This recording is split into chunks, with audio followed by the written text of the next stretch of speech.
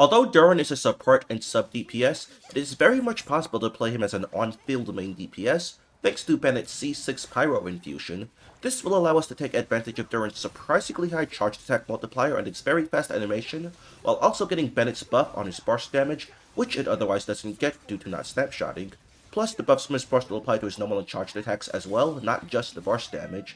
So these factors combined can allow him to do way more damage than he does as a sub DPS.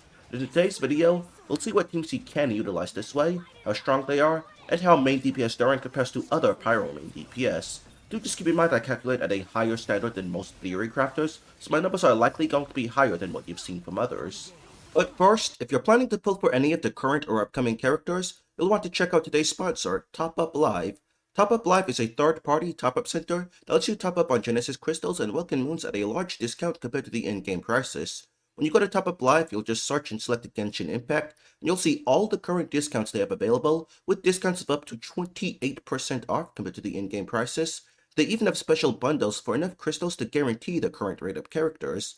Topping up is fast and secure. All you have to do is put in your in-game user ID and your server, and your Genesis crystals will be delivered straight to your account in seconds. If you got first-time buyer bonuses available, you'll still get those as well. So use my link in the description and pinned comment with my code Noir, and you'll get an additional 12% discount. Thank you, Top Up Live. Now back to the video. Alright, so you're probably familiar with how Durin's kit works by now. He's a burst-based Pyro sub-DPS with two forms, an AoE form where he provides rare shred to elements involved in Pyro reactions, excluding Vaporize and Melt, and a single target form where he provides a large buff to his own Vaporize and Melt damage. This is the form that we'll want to use for main DPS Durin, as Vaporize is the best way to maximize his personal damage. So that gives us a team core of Durin, Bennett C6, a Hydro Applier, and the fourth slot we want to be a second Hexen Circle character to get Durin's full buff, which is an extra 30 Vaporize damage %, so that's very important to have. Plus, we'll be getting the enhanced buffs of the second Hexen Circle character as well. For the Hydro, Farina is great if we can work with her rate of Hydro application, because she provides the best buffing while also enabling Durin to use Merashuse Hunter, giving him a much better set than he would otherwise have. But Farina's Hydro application is known to be too inconsistent as solo Hydro, so the fourth slot needs to be a Hexen Circle character that can alleviate that. Mona is not known for off-field Hydro application, but if we cast her skill right before swapping to Durin, she'll be applying Hydro for about 5 seconds. Durin is used on-field for about 10 seconds in this rotation, so that's half his field time and should be just enough for him to only miss a couple of vapes, if any. On top of that, Mona's providing a ton, 60 damage % from her Omen, 24 damage bonus for Vaporize from her C1, 80 EM from her C2, and Thrilling Tales of the Dragon Slayers. So if everything plays out right, this results in a very strong team around 133,000 DPS. The damage is extremely high, the only thing preventing the DPS from being even higher is Mona's long field time, but we can get around that if we replace Mona with Fischl. With Fischl, it will now be an overvape team, so the Electro will help ensure Pyro never ends up as the error, thus helping to ensure Durin is always the one vaping.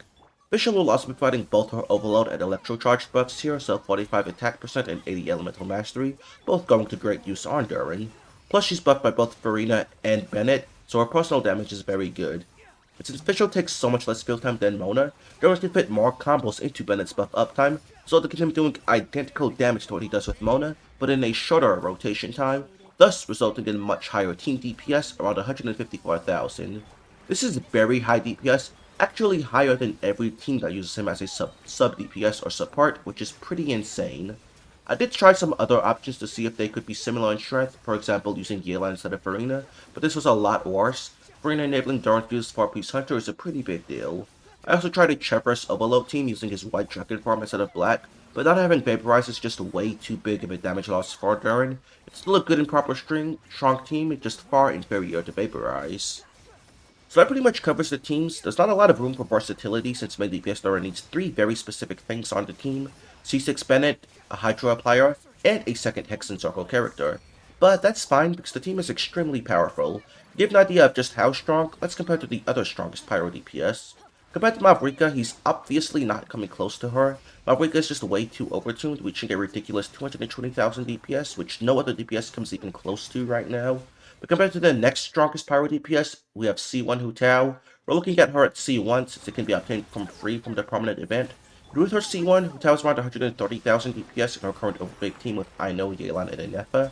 So that puts Durin about 17% stronger than her. However, a C6 Yahoda Hu Tao can use the team of Inefa, Farina, Yehoda, that which is about 142,000 DPS if Yehoda is C6. Durin is still ahead, but now it's about 8%. And then the next strongest Pyro DPS after Hu Tao is Alakino. Our current strongest team is also Overvape with Ino, Inefa, and Bennett, around 117,000 DPS.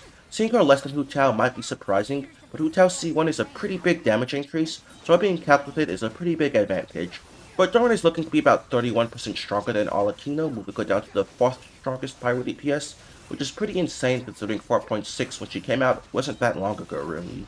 And aside from Pyro DPS, Durin is currently calcing behind Mavrika, Skirk, and Nephar, but about the same as Varessa and Glens, so Durin he may very well have a valid argument for being a top 5 DPS unit, despite being intended as a sub DPS.